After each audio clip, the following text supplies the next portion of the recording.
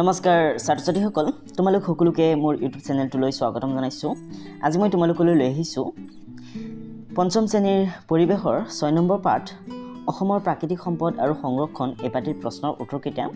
তো ছাত্ৰ-ছাত্ৰীসকল তোমালোকে ভিডিঅ'টো আৰম্ভণিৰ পৰা একেবাৰে শেষলৈকে চাই থাকিবা আৰু কুৱেশ্যন আনসাৰ কেইটা লিখি ল'বা। তোমালোকে মোৰ ভিডিঅ' বিচাৰি নাপালে তোমালোকে এই যিটো QR কোড আছে 16G1N2 এটো সাৰ্চ কৰিলে ভিডিঅ' পাই যাব। অৰ্থাৎ QR কোড সাৰ্চ কৰিলে মোৰ ভিডিঅ'বিলাক পাই থাকিবা। ঠিক আছে, গতি তোমালোকে নামটো লিখি সার্চ কৰা যদি অসুবিধা ফিল কৰা তেনেহলে তোমালোকে QR কোড লিখি সাৰ্চ কৰি দিবা। ওকে, তো তোমালোকে পাঠটো পঢ়িবা। পাঠটো পঢ়াৰ পিছত তোমালোকে এইদৰে অনুশীলনী পাবা। অনুশীলনী তোমালোকক 1 নম্বৰত দিছে উত্তৰ লিখা। 1 নম্বৰ কত দিছে যে প্ৰাকৃতিক সম্পদ বুলিলে কি বুজাম? প্ৰকৃতিৰ পৰা যিবিলাক বস্তু পাও সেইবিলাকে হৈছে প্ৰাকৃতিক সম্পদ। অৰ্থাৎ প্ৰকৃতিৰ পৰা পোৱা ব্যৱহাৰৰ উপযোগী বস্তুবিলাক হৈছে প্ৰাকৃতিক সম্পদ। ঠিক আছে, প্ৰকৃতিৰ পৰা পোৱা সকলো সামগ্ৰী বা সকলো বস্তু সম্পদ নহ'ব পাৰে, কিছুমান ব্যৱহাৰৰ উপযোগী নহয়, সেইবিলাক আমি কিন্তু সম্পদ বুলি নকম। ঠিক আছে, নেক্সট আছে নৱীকৰণক্ষম আৰু অনৱীকৰণক্ষম সম্পদ বুলিলে কি বুজা? ওকে, নেক্সট আছে অসমৰ ৰাষ্ট্ৰীয় উদ্যান কেইখনৰ নাম লিখা। তাৰপিছত দিছে অসমৰ কোন কেইখন জিলাত চূণশিল পোৱা যায়। নেক্সট দিছে যে অসমৰ বনাঞ্চলত থকা চাৰিবিধ প্ৰাণীৰ নাম লিখা বা নাম উল্লেখ কৰা। তাৰপিছত চমুটোকা লিখিবলৈ দিছে। তো ইয়াৰ পিছত আৰু কেইটামান কুৱেশ্যন আছে। ওকে, তো ছাত্ৰ-ছাত্ৰীসকল পলা আমি 1 নম্বৰৰ কৰ পৰা আৰম্ভ কৰি একেবাৰে শেষলৈকে গোটেইকেইটা প্ৰশ্নোত্তৰ আলোচনা কৰোঁ। তোমালোকক 1 নম্বৰত কি দিছে? উত্তৰ লিখিবলৈ দিছে। তো চোৱা, কত তোমালোকক দিছে যে প্ৰাকৃতিক সম্পদ বুলিলে কি বুজা?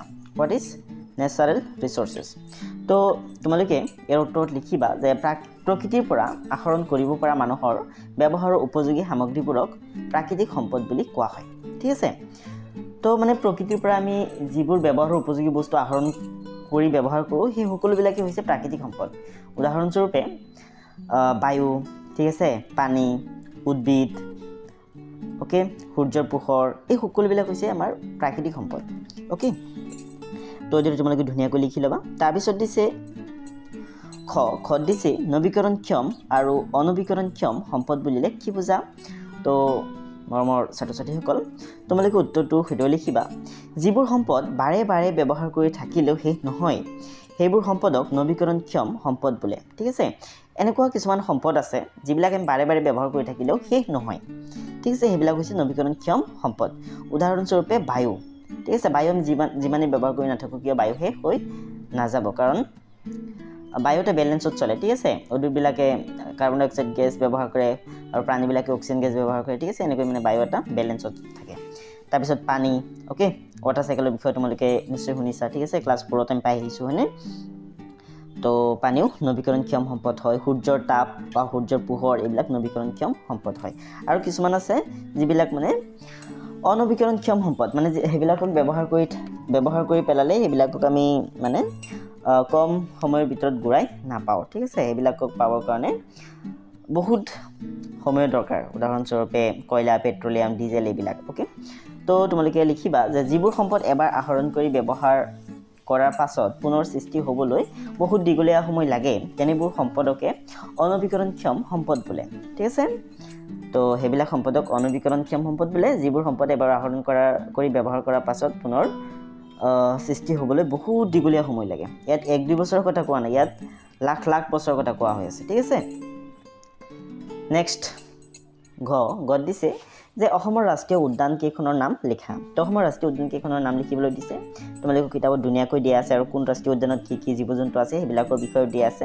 ঠিক আছে, তোমালোকে সেইবিলাক পঢ়িবা তোমালোকৰ পাঠত। আৰু ইয়াত মই ৰাষ্ট্ৰীয় উদ্যান কেইটাৰ নাম ধুনীয়াকৈ লিখি আনিছোঁ।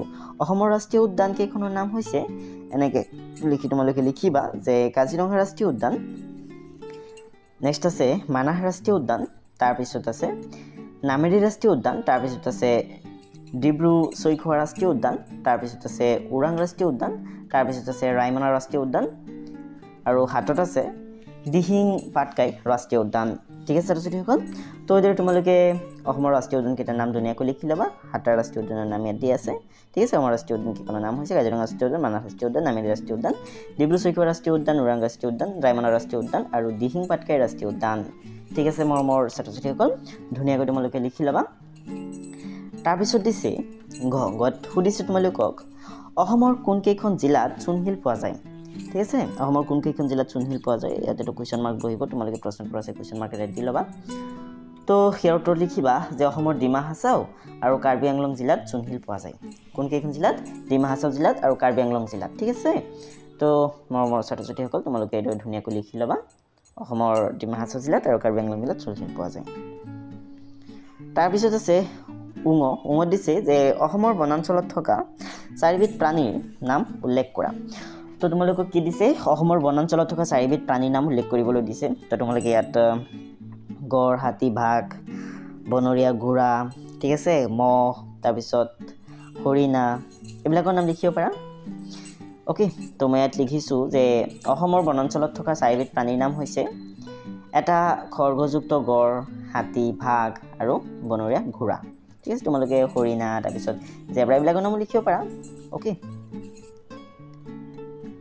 তাৰপিছত আছে 2 নম্বৰ তোমালোকক চমুটুকা লিখিবলৈ দিছে অভয়াৰণ্যৰ ওপৰত চমুটুকা লিখিবলৈ দিছে সংৰক্ষিত বনাঞ্চলৰ ওপৰত উদ্ভিদ উদ্যানৰ ওপৰত তাৰপিছত ৰাষ্ট্ৰীয় উদ্যানৰ ওপৰত ঠিক আছে তো বলা আমি এটা কৈ গুটেকেইটাৰ চমুটুকা লিখো প্ৰথমটো আছিল কি অভয়াৰণ্য তো অভয়াৰণ্যৰ বিষয়ে তোমালোকে এইদৰে লিখিবা যে অভয়াৰণ্যসমূহ গণ বহুতিপূৰ্ণ অঞ্চলৰ পৰা বহু দূৰৈত অৱস্থিত ইয়াত বন্যপ্ৰাণীসমূহে মুক্ত মনে বিচৰণ কৰিব পাৰে ইয়াত বন্যপ্ৰাণী আৰু উদ্ভিদক বিশেষভাৱে ৰক্ষণাবেক্ষণ দিয়া হয়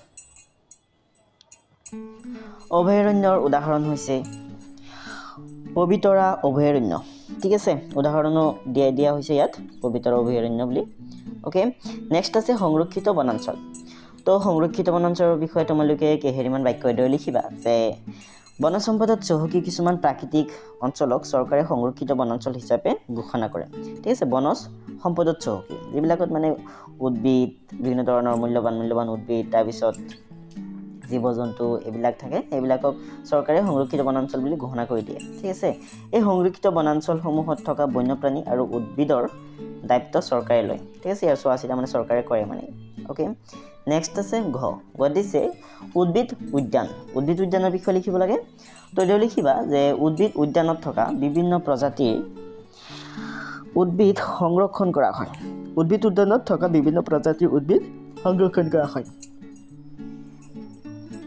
নেক্সট আছে এই উদ্যানত উদ্ভিদবিলাকক চিনি পাবৰ বাবে প্ৰত্যেকডাল উদ্ভিদৰ গাত স্থানীয় নামৰ লগতে বৈজ্ঞানিক নামৰ ফলক লগোৱা থাকে ঠিক আছে তাৰপিছত লিখিবা যে গুৱাহাটীৰ চিৰিয়াখানাত উদ্ভিদ উদ্যান থাকে ওকে ছাত্ৰ-ছাত্ৰীসকল তো তোমালোকে এইদৰে ধুনীয়াকৈ লিখি ল'বা তাৰপিছত আছে গত তোমালোকক দিছে ৰাষ্ট্ৰীয় উদ্যান তো ৰাষ্ট্ৰীয় উদ্যানৰ বিষয়ে লিখিবলৈ দিছে তোমালোকক তো এইদৰে লিখিবা ৰাষ্ট্ৰীয় উদ্যানত কেন্দ্ৰীয় চৰকাৰৰ দ্বাৰা স্বীকৃতিপ্ৰাপ্ত অঞ্চল য'ত বন্য প্ৰাণীক সকলো সময়ৰ বাবে সংৰক্ষণ আৰু বংশ বৃদ্ধিৰ বাবে ৰখা হয় ৰাষ্ট্ৰীয় উদ্যানবোৰত বিৰল প্ৰজাতিৰ বন্যপ্ৰাণীবোৰক বিশেষভাৱে ৰক্ষণাবেক্ষণ দিয়া হয় ঠিক আছে ছাত্ৰ-ছাত্ৰীসকল এইটো ধুনীয়াকৈ লিখি ল'বা তাৰপিছত 3 তোমালোকক দিছে খালী ঠাই পূৰ কৰা তো 3 নম্বৰ তোমালোকক খালী ঠাই পূৰ কৰিবলৈ দিছে কেইটামান খালী ঠাই আছে ইয়াত ওকে তো চোৱা ক'ত তোমালোকক দিছে 21 মাৰ্চ দিনটো দেশ হিচাপে পালন কৰা হয় তো 21 মাৰ্চ দিনটো কি হিচাপে পালন কৰা হয় বিশ্ব বন দিৱস হিচাপে 21 মাৰ্চ দিনটো পালন কৰা হয় কি হিচাপে বিশ্ব বন দিৱস হিচাপে ঠিক আছে গতিকে তোমালোকে খালী ঠাইত কি লিখিবা বিশ্ব বন দিৱস বুলি লিখি দিবা তাৰপিছত আছে খত দিছে যে প্ৰাকৃতিকভাৱে পোৱা সকলো সামগ্ৰী দেশ নহয় প্ৰাকৃতিকভাৱে পোৱা সকলো সামগ্ৰী সম্পদ নহয় আমি প্ৰাকৃতিকভাৱে পোৱা যিবিলাক সামগ্ৰী আমাৰ ব্যৱহাৰৰ উপযোগী হয় ব্যৱহাৰ কৰিব পাৰি সেইবিলাকক প্ৰাকৃতিক সম্পদ বুলি কোৱা হয় ঠিক আছে আৰু কিছুমান প্ৰাকৃতিকভাৱে পোৱা সামগ্ৰী সম্পদ নহয় যিবিলাক মানে ব্যৱহাৰৰ উপযোগী নহয় সেইবিলাক সম্পদ নহয় বুজিছা নেক্সট তো ইয়াত তোমালোকে সম্পদ বুলি লিখি দিবা নেক্সট আছে গত দিছে দেশৰ কয়লা খনি অতি পুৰণি ইয়াত বহিব মাকুমৰ কয়লা খনি অতি পুৰণি ঠিক আছে তো ইয়াত তোমালোকে কি লিখিবা মাকুমৰ মতাকাৰ মা কঠুচুকাৰ কু মাকু ম ৰটোতো ইয়াতে আছে খালিতে আছে তোমালোকে ইয়াত মাকুম বুলি লিখি দিবা ঠিক আছে ছাত্ৰ-ছাত্ৰীসকল নেক্সট আছে গত আছে যে বিলাতী মাটি প্ৰস্তুত কৰিবলৈ ডিজ ব্যৱহাৰ কৰা হয় বিলাতী মাটি প্ৰস্তুত কৰিবলৈ কি ব্যৱহাৰ কৰা হয় চূণশিল ব্যৱহাৰ কৰা হয় হয়নে নহয় তোমালোকে পাঠত পাবা পাঠত তোমালোকে ধুনীয়াকৈ পঢ়িবা ঠিক আছে পাঠত পঢ়িলে তোমালোকে প্ৰশ্নোত্তৰবিলাক মানে নিজেই লিখিব পাৰিবা ঠিক আছে কাৰণ এইবিলাক একেবাৰে সহজ হয় আৰু আমি সকলোৱে জনা কথাই প্ৰায়বিলাক ওকে তো বিলাতী মাটি প্ৰস্তুত কৰিবলৈ চূণশিল ব্যৱহাৰ কৰা হয় এইবিলাক তোমালোকে ধুনীয়াকৈ শিকিবা পৰীক্ষাত এইবিলাকৰ প্ৰশ্ন আহিব ঠিক আছে নেক্সট আছে দেশ আৰু দেশ অসমৰ দুখন প্ৰধান নৈ বৰাক আৰু ব্ৰহ্মপুত্ৰ অসমৰ দুখন প্ৰধান নৈ হয়নে তো তোমালোকে কি লিখিবা ব্ৰহ্মপুত্ৰ আৰু বৰাক বা বৰাক আৰু ব্ৰহ্মপুত্ৰ লিখিলে হ'ল ব্ৰহ্মপুত্ৰ আৰু বৰাক অসমৰ দুখন প্ৰধান নৈ ঠিক আছে নেক্সট আছে চাইড দিছে যে জৈৱ সম্পদ সংৰক্ষণৰ প্ৰয়োজনীয়তাৰ বিষয়ে লিখা কি দিছে জৈৱ সম্পদ সংৰক্ষণৰ প্ৰয়োজনীয়তাৰ বিষয়ে লিখিবলৈ দিছে তাৰমানে আমি জৈৱ সম্পদবিলাকক কিয় সংৰক্ষণ কৰি ৰাখিব লাগে তাৰ প্ৰয়োজনটো কি ওকে তো তোমালোকে ইয়াৰ উত্তৰ লিখিবা যে বিভিন্ন প্ৰাকৃতিক দুৰ্যোগ প্ৰদূষণ আদিৰ ফলত জৈৱ সম্পদবোৰ ধ্বংস হোৱা দেখা যায় তদুপৰি বৰ্তমানৰ আধুনিকীকৰণ আৰু উদ্যোগীকৰণৰ যুগত জৈৱ সম্পদসমূহ ধ্বংসৰ দিশত গতি কৰিছে সেইবাবে জৈৱ সম্পদ সংৰক্ষণৰ প্ৰয়োজন হয় ঠিক আছে তাৰমানে জৈৱ সম্পদবিলাক আমাৰ কাৰণে প্ৰয়োজনীয় হয় বহুত ইম্পৰ্টেণ্ট হয় আৰু এইবিলাক বৰ্তমান ধ্বংসৰ পথত পৰিছে সেইকাৰণে আমি এইবিলাকক হেৰি কৰি ৰাখিব লাগে সংৰক্ষণ কৰি ৰাখিব লাগে ঠিক আছে তাৰপিছত আছে পাছত দিছে যে পৰিৱেশ সজাগতা আনিবলৈ তুমি তিনিটা ব্যৱস্থাৰ কথা উল্লেখ কৰা তো ব্যৱস্থা তিনিটাৰ নাম তোমালোকে এইদৰে লিখিব পাৰা পৰিৱেশ সজাগতা আনিবলৈ লোৱা তিনিটা ব্যৱস্থা হৈছে একদি লিখিবা গছ পুলি ৰোৱা আৰু গছ পুলিৰ যত্ন লোৱাৰ বাবে ৰাইজৰ মাজত সচেতনতা বৃদ্ধি কৰা তাৰপিছত আছে দুই নম্বৰত আছে পানীৰ সংৰক্ষণ সুৰক্ষা আৰু সঠিক ব্যৱহাৰৰ বিষয়ে সজাগতা আনিবলৈ সভা সমিতি পতা তাৰপিছত আছে তিনি দিছে বন্যপ্ৰাণী সংৰক্ষণৰ বাবে সচেতনতা বৃদ্ধি কৰা ঠিক আছে ঠিক হ'ল তো এতিয়া তোমালোকে ধুনীয়াকৈ লিখি ল'বা কুৱেশ্যনবিলাকৰ আনচাৰ নেক্সট আছে 6 নম্বৰত দিছে শুদ্ধ উত্তৰটো বিচাৰি লিখা তো তোমালোকক ইয়াত MCQ টাইপৰ কুৱেশ্যন দিছে ঠিক আছে চাৰিটা অপশ্যন দিয়া আছে তো চাৰিটাৰ পৰা শুদ্ধটো বাছি উলিয়াব লাগে তো চোৱাচোন ক'ত দিছে যে তলৰ কোনখন ৰাষ্ট্ৰীয় উদ্যান হয় ৰায়মনা গৰমপানী পবিতৰা চক্ৰশিলা তো এই তিনিটাৰ কোনটো ৰাষ্ট্ৰীয় উদ্যান হয় ৰায়মনাটো ৰাষ্ট্ৰীয় উদ্যান হয় হয়নে তো তোমালোকে ৰায়মনা বুলি লিখি দিব উত্তৰত প্ৰথমটো মানে ঠিক আছে তাৰপিছত আছে খ দিছে যে তলৰ কোনবিধ অসমৰ ৰাজ্যিক পক্ষী তো এটা আছে মইনা ময়ূৰ ধনেশ দেওহা তো ইয়াত বহি যাব দেওহা হৈছে অসমৰ ৰাজ্যিক পক্ষী ঠিক আছে ঠিক হ'ল তো ছাত্ৰ-ছাত্ৰীসকল আজিৰ ভিডিঅ'টো ইমানে আছিলে ভিডিঅ'টো চাই তোমালোকৰ কেনে লাগিল মোক কমেণ্ট কৰি জনাই দিবা ঠিক আছে আৰু ভিডিঅ'টো ভাল লাগিলে ভিডিঅ'টো লাইক কৰিবা আৰু লগৰীয়া বন্ধু-বান্ধৱীসকললৈ শ্বেয়াৰ কৰি দিবা যাতে তেওঁলোকেও ভিডিঅ'টো চাই কুৱেশ্যন আনচাৰবিলাক লিখি ল'ব পাৰে ঠিক আছে ছাত্ৰ-ছাত্ৰীসকল তো আজিৰ ভিডিঅ'টো ইমানে আছিলে আজিৰ ভিডিঅ'টো চোৱাৰ বাবে ধন্যবাদ